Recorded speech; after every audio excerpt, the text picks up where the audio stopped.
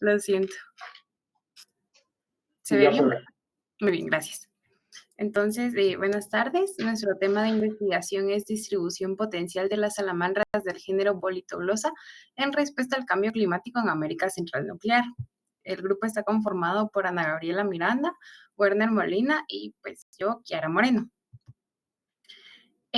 La investigación va a ir en 6 partes. Bueno, la presentación, primero vamos a empezar con un poco de contextualización, seguido del modelo de estudio, lugar de estudio, los objetivos, la hipótesis y sus predicciones, así como los materiales y métodos.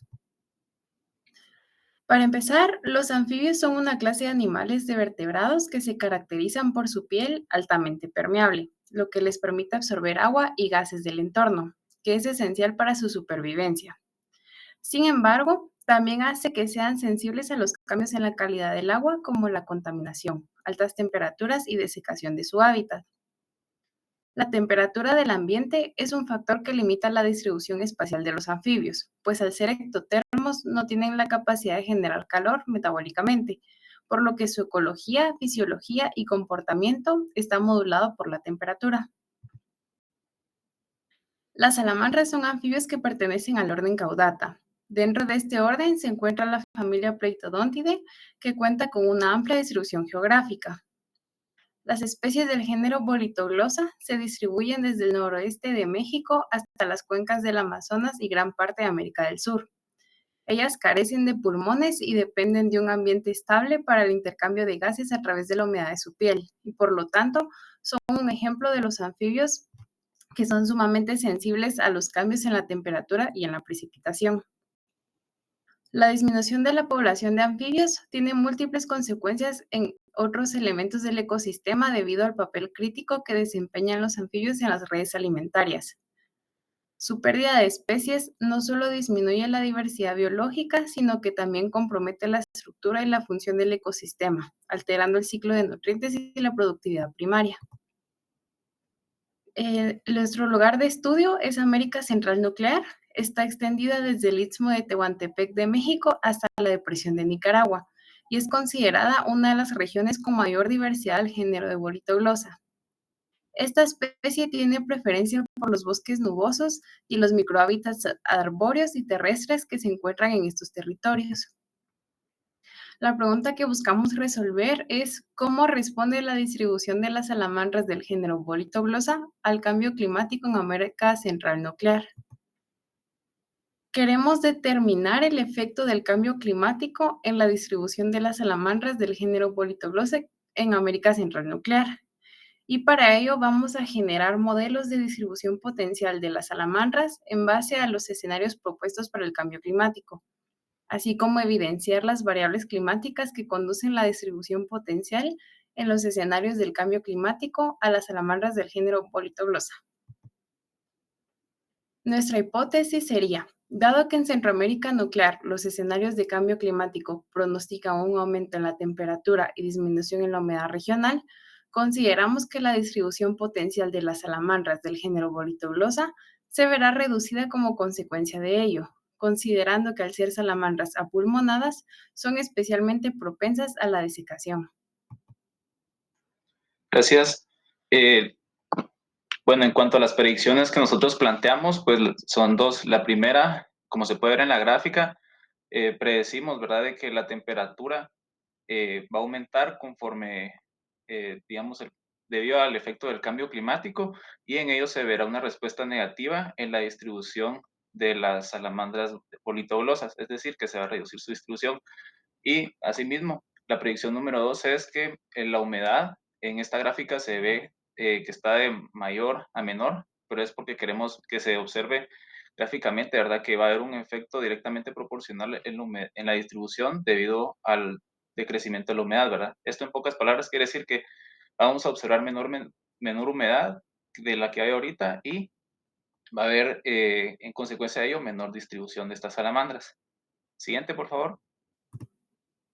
Bueno, y hablando un poco del toma de datos y de nuestras especies que utilizaremos, pues eh, nosotros proponemos 20 especies de salamandras de este género presentes en América Central Nuclear, y proponemos juntarlas en tres digamos que grupos, se podría decir, las salamandras generalistas, es decir, que tienen un rango de distribución amplio en esta región, y también están las especies especialistas que se encuentran distribuidas a lo largo de la región, pero que sus rangos pues son más reducidos, ¿verdad? Su rango de distribución es menor. Y por último, también tenemos pensado agregar especies de salamandras que sean endémicas aquí en esta región, ¿verdad? Y bueno, eh, una vez definido esto, pues vamos a recopilar por medio de bases de datos de libre acceso, ¿verdad? Como GBIF, el portal de Biodiversidad de Guatemala o el SNIP, para compilar, digamos, para recibir y usar la presencia de estas especies en base, digamos, a los criterios que ya establecimos, ¿verdad? Y bueno, y para ello, bueno, sí, estos datos de presencia los vamos a utilizar si cumple con que sean no solo observaciones, sino que también haya colecta de las especies, colecta de los organismos, y que también que hayan sido identificados por un taxónomo en alguna colección biológica. De ahí, posteriormente, pues vamos a modelar el nicho ecológico actual de estas especies con las variables bioclimáticas que hay en WorldClim actualmente, y también vamos a utilizar estos como base para proyectar su distribución potencial utilizando estas variables. Siguiente, por favor. Entonces, aquí hay un pequeño diagrama de flujo de cómo vamos a trabajar. Primero vamos a descargar las capas en WorldClim para tener las variables climáticas. Posteriormente haremos eso de descargar los puntos de presencia de las especies en todo el sitio de estudio, y ya seguidamente pues vamos a cortar las capas, ¿verdad? Vamos a ajustar las capas en los rangos que nosotros encontremos en la literatura para cada especie, ¿verdad? De rangos de temperatura, humedad, precipitación y demás. Y bueno, posteriormente serán introducidos en el software Maxent, ¿verdad? Para generar modelos. Este software Maxent se basa en el modelo de máxima entropía, ¿verdad? Y este es ideal para nuestros datos, ya que solo tenemos, debido a la obtención de nuestros datos, pues solo tenemos datos de presencia. Y bueno, posteriormente, aquí les puse una gráfica de mesa y colaboradores que tiene como la calibración o la evaluación del modelo, ¿verdad? Entonces, se logra distinguir una línea roja, que es como los datos entrenados, y se compara con esta línea azul, que son los datos que han sido utilizados para entrenar el modelo. Entonces, en vez de ello, vamos a ver qué tan adecuado es nuestro modelo, y también vamos a lograr identificar, como en el lado derecho, en el lado B, pero que no se mira muy bien, pero vamos a lograr identificar las variables que son más, que explican mejor la variabilidad de los datos en nuestros modelos. Y también complementariamente a esto, pues vamos a utilizar en el software PAS análisis de clasificación, así como el análisis de componentes principales para poder observar y también terminar de entender qué variables son las más explicativas en estos modelos. Siguiente, por favor. Y bueno, ya para terminar, voy a explicar más o menos lo que son los escenarios del cambio climático. Estos escenarios fueron generados a partir del panel intergubernamental sobre el cambio climático en el 2014. Podemos ver una gráfica de ello, va del año 2000, bueno, de la actualidad hasta el 2100, ¿verdad? Esa es como que la última proyección y tiene distintos escenarios. Vamos a empezar por el de arriba. Bueno, y en el lado, en el eje Y tenemos como que las emisiones anuales de gases de efecto invernadero por tonelada, que es como un proxy ahorita de la temperatura, ¿verdad? Igual yo apunté en la gráfica, pues se logra ver que para el escenario RCP 8.5, que es el escenario como más, digamos, fatalista, ¿verdad? Trata de proyectar el sistema de, pues, las condiciones ahorita, pero proyectadas hasta el año 2100, de emisiones de gases de efecto invernadero, básicamente, ¿verdad? Pero hay más variables. Con el RCP 6.0 se plantea un escenario más con el que las políticas públicas que se han desarrollado para mitigar este efecto han sido menores, y después está el RCP 4.5, ¿verdad? Que plantea que se aumentará el tamaño global de la temperatura de 1.1 a 2.6 grados centígrados. Y por último está el otro RCP 2.6, que también pues no lo vamos a tomar en cuenta ahorita porque eh, consideramos, ¿verdad? Que estos son como los primordiales para nuestro estudio. Y bueno, eso sería todo de nuestra parte. Muchas gracias y esperamos sus preguntas.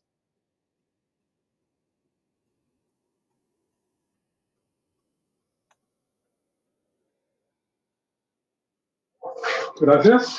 ¿Preguntas, comentarios?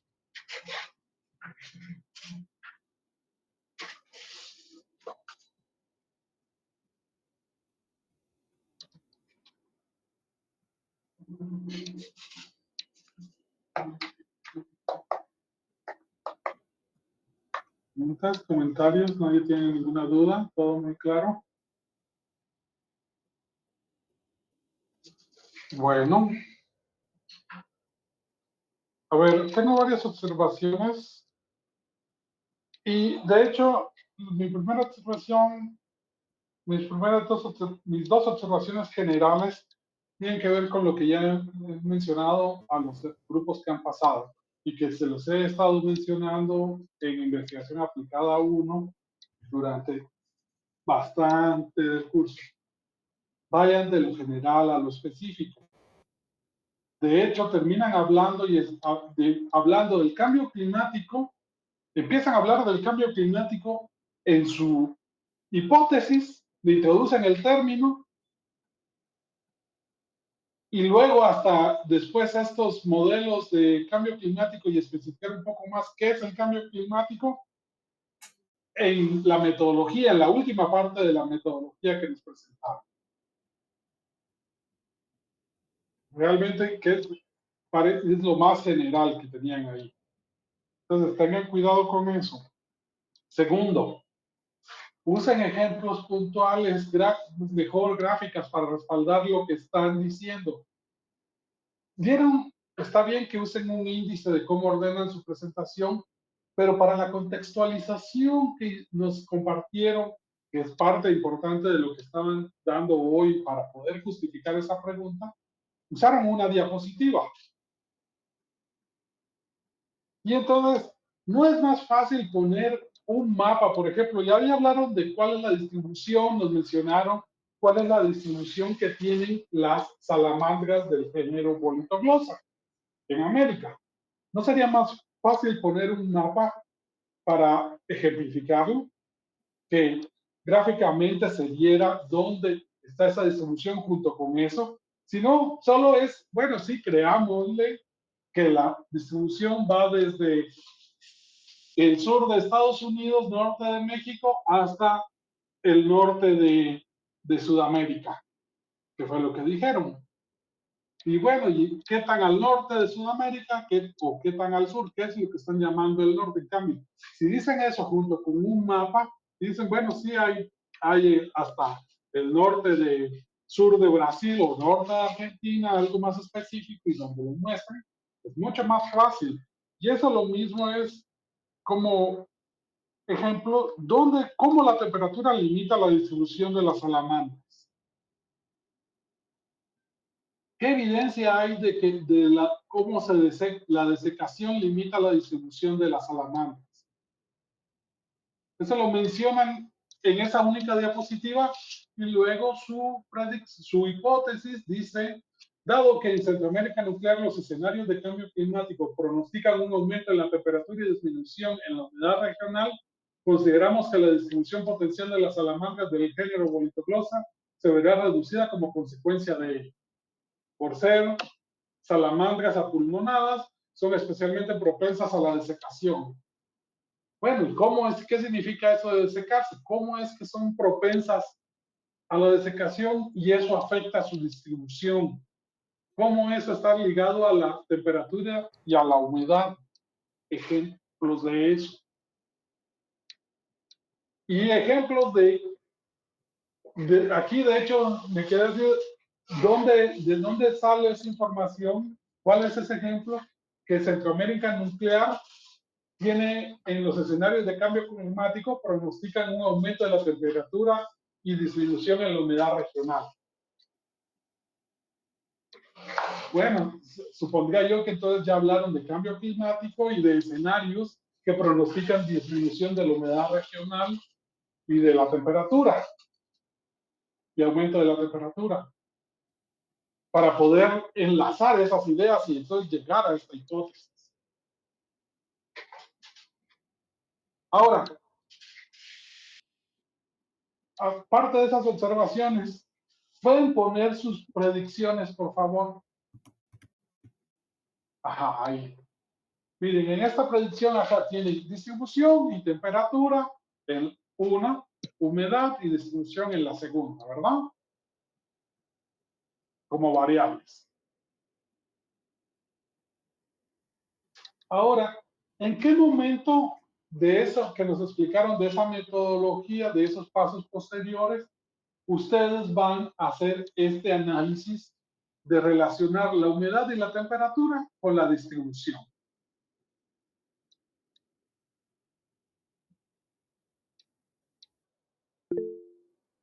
Adelante, Rodrigo. Pues yo tenía pensado que, digamos, al momento de, digamos, de hacer los modelos y demás, pues ver o enfocarnos en ver si hay un aumento de la temperatura, perdón, de la humedad o de cualquiera de las variables bioclimáticas que esté relacionada con la humedad, ¿verdad? Si cumple con que esté, digamos, que sí sea explicativa en el modelo, ¿verdad? Ver cualquiera de esas variables, ver si la humedad en esas tiene alguna relación con la distribución, ¿verdad? Que esperaríamos que sea, que disminuya la humedad y que por ende la distribución. No sé si me da a entender. Ajá, sí, sí, más o menos. Ajá.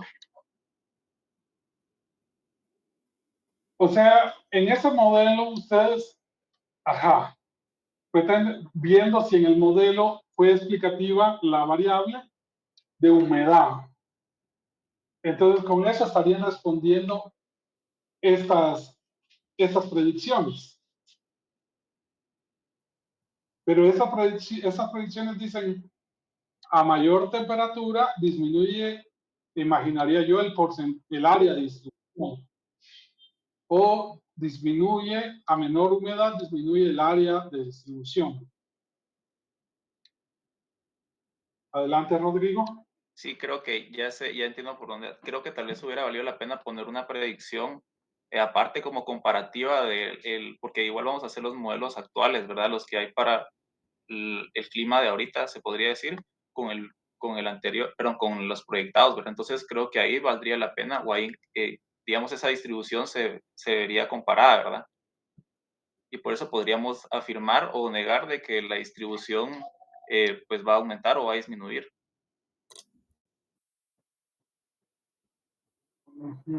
Bueno, pero para empezar, ajá, esto no plantea, estas predicciones no tienen nada de cambio climático.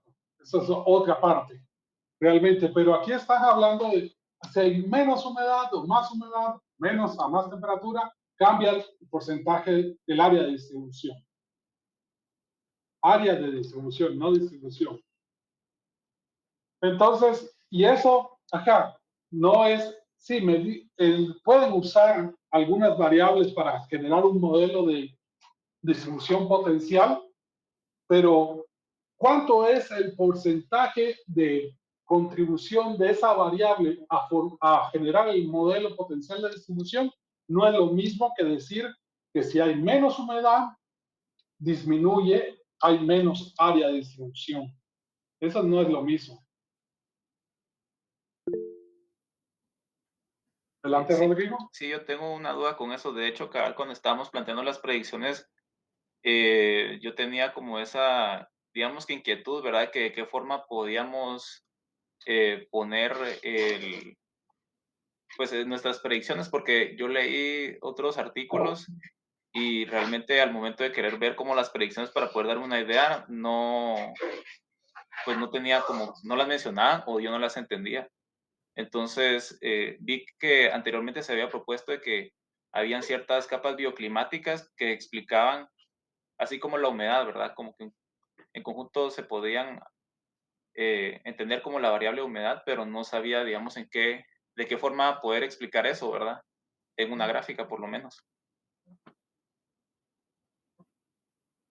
Sí, bueno, ahí hay que tener cuidado. Ajá, primero es eso, exacto.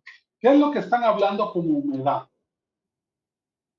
De hecho, en las variables bioclimáticas de WorldClim aparecen precipitaciones, aparece humedad relativa ambiental, pero eso es lo que están ustedes considerando que es la humedad que afecta a las salamandras, o es la humedad del suelo, es la humedad, ¿qué es lo que afecta?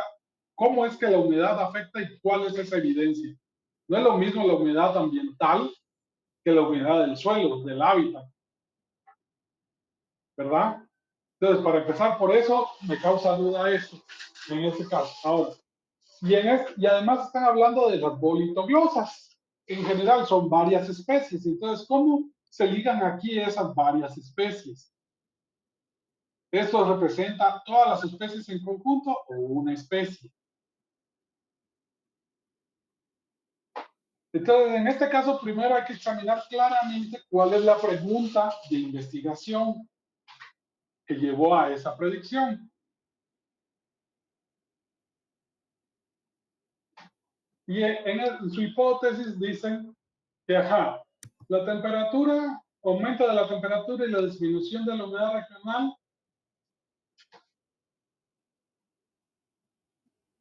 a ver, dado que en Centroamérica nuclear los escenarios de cambio climático pronostican un aumento de la temperatura y disminución en la humedad regional, consideramos que la distribución potencial de las salamandras del género Politoglossa se verá reducida. A ver, ajá, están hablando de la humedad regional. Aquí introducen un término ustedes que no definieron, humedad regional.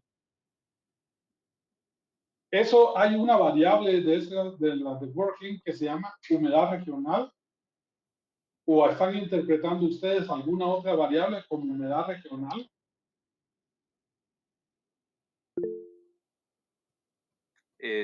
No, por lo menos yo no lo tenía entendido así, realmente no lo había contemplado.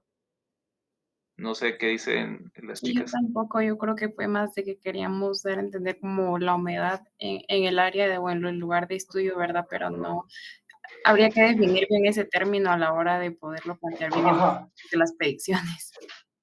ajá, primero, bueno, entonces en este caso, ajá, están hablando, sí, y considero que está, ahorita que veo detenidamente su hipótesis, ajá, hablan, el cambio climático genera mayores temperaturas y menor humedad.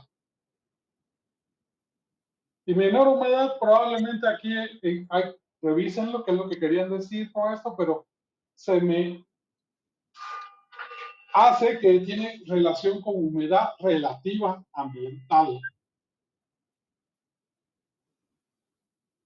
Y entonces, bueno, es la humedad relativa ambiental, pero para eso también, primero, fundamenten cuál es esa relación de la humedad relativa ambiental y la distribución de la abundancia de las bolitoglosas, por ejemplo, ¿dónde está esa conexión? Sí, tiene que ver con la respiración, sí, pero ¿cuál es ese grado de conexión? Ahora, entonces, ajá, es fácilmente, sí, mayor área o menor área a menor humedad, menor área a mayor temperatura, ajá. Pero en este caso, ustedes con el cambio climático y tal como lo están presentando, no lo están midiendo de forma continua. No es que tengan cómo va cambiando la distribución con cada año. Eso sería una forma, por ejemplo, de medirlo con cada año, con cada década. Entonces podrían tener algo continuo con cambios de humedad y temperatura. Adelante, Rodrigo. Sí, eso no lo especificamos, pero yo estoy enterado de que sí, porque cabal, justo como presenté la última gráfica, solo se miraba como que hasta el 2100, ¿verdad? Entonces sería como que un gran discontinuo, pero lo que se puede hacer, y de hecho he visto que hacen, es que hay intervalos, ¿verdad? Estos modelos están, por lo menos en Working, entiendo que están como por intervalos, así como aquí 2020, 2040, 2000, creo que es 2040, 2060 y 2080, 2100, esos rangos, ¿verdad? Entonces podría Ajá. ir por ahí. Entonces, por eso. Entonces, ajá. Su predicción están presentándola de una forma continua. Y los datos que van a usar no es algo continuo, es algo discreto. Entonces, ahí o son esos datos no corresponden para responder esa predicción, poner a prueba esa predicción, o tienen que ajustar su predicción y ponerla en términos de una variable discontinua. Esa proyección de humedad y temperatura de forma discontinua. Y son escenarios, son escenarios para una cantidad de años, de 100, de 50, dentro de 50 años, dentro de 100 años, hay múltiples escenarios, no son los únicos escenarios basados, y generalmente la variación de esos escenarios es escenarios malos y escenarios muy malos.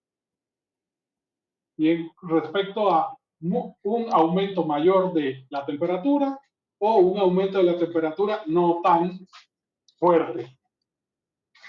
Aumento de más de 5 grados, por ejemplo, o un aumento de 2 grados de temperatura, de acuerdo a cuánto se está estimando que va a aumentar la temperatura, dada la emisión de gases, la tasa de emisión que hemos tenido de gases de efecto invernadero, de CO2 y de otros compuestos, y cómo se estima que esa relación de emisión de gases tiene una relación con la tasa de crecimiento de nuestra población, de nuestra especie, y entonces cómo eso está afectando el clima y cómo lo va a afectar. Y por eso hay variación en esos escenarios, no es uno solo.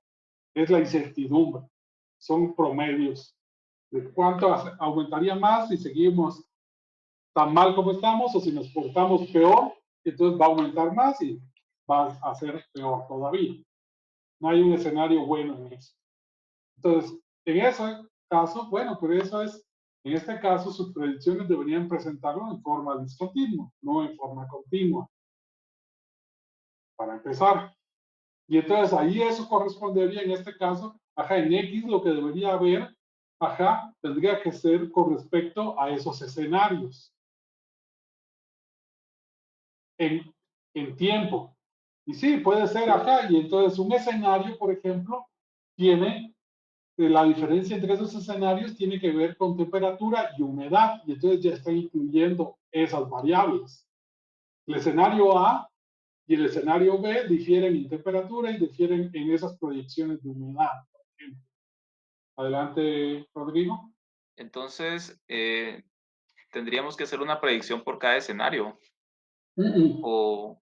¿Cómo se relacionan? ¿Cómo esperarían que sea con el escenario A con respecto al escenario B si el escenario B tiene 5 grados de temperatura más pronosticados, por ejemplo, y tiene un 10% menos de humedad? ¿Sí, Rodrigo? Entonces las predicciones aquí las podríamos poner así como box plot de cada escenario y ver así como si se traslapan, cuál va más arriba. Sería como que en escala, ¿verdad? Ajá. Ok, gracias. Sí. Y puede ser exacto, con uno o con más. Ahí tiene sentido usar varios escenarios. Adelante, Kiara. Perdón que me salga. Entonces, perdón, sería mejor presentar las predicciones, digamos, ahí sería en el eje X el tiempo y en el eje Y las variables, o como decía mi compañero en Boxplot, ¿cómo sería más fácil de interpretar? No, en el eje Y, están poniendo su variable respuesta y en este caso es el área de distribución que se mide normalmente, en este caso, dada la escala, va a ser en kilómetros cuadrados, metros cuadrados o hectáreas, ¿verdad? Esa es su variable respuesta. Ahora, el problema que tienen aquí es su variable independiente. ¿Cuál es esa unidad de tiempo en la que están midiendo el cambio de temperatura y cambio de humedad? Ya le entendí. Y en Gracias. este caso, eso lo están midiendo, lo están proyectando al futuro, dado el cambio climático, y lo que tienen es momentos discretos, escenarios. En este caso, habían presentado que hay 6 posibles escenarios dentro de, por ejemplo, el panel intergubernamental de cambio climático. Y entonces, esos 6 escenarios, por ejemplo, difieren en cuánto es el aumento de la temperatura, cuánto es el aumento o la disminución de la humedad. Y eso es algo discreto, son valores, son intervalos. Y entonces, con respecto a esos intervalos, es que entonces ustedes hacen sus predicciones. En X tendrían el escenario con menor aumento de temperatura hacia el A. El segundo, el intermedio, por ejemplo, es el rosado, y El tercer escenario, más a la derecha, podría ser este donde está el mayor aumento de temperatura, por ejemplo. Y entonces, como su predicción diría, bueno, según lo que entiendo y presentaron, que en ese escenario que está de 2.6 a 4.8 grados, tendría una menor área de distribución con respecto al escenario, por ejemplo, que tiene 1.1 grados centígrados a 2.6 grados centígrados de aumento para el 2100. Porque a mayor temperatura, menor área de distribución, es lo que estaban presentando. Pero ajá, entonces serían unas cajas de Tukey. ¿Y por qué unas cajas de Tukey? Además, porque tiene más sentido, lo van a hacer con varias especies. Y esas son es lo que va a crear esa distribución de valores de cuánto es esa área de distribución, ¿verdad? Está bien, gracias. Bueno, muchas gracias. ¿Alguna otra duda más, comentario de alguien más?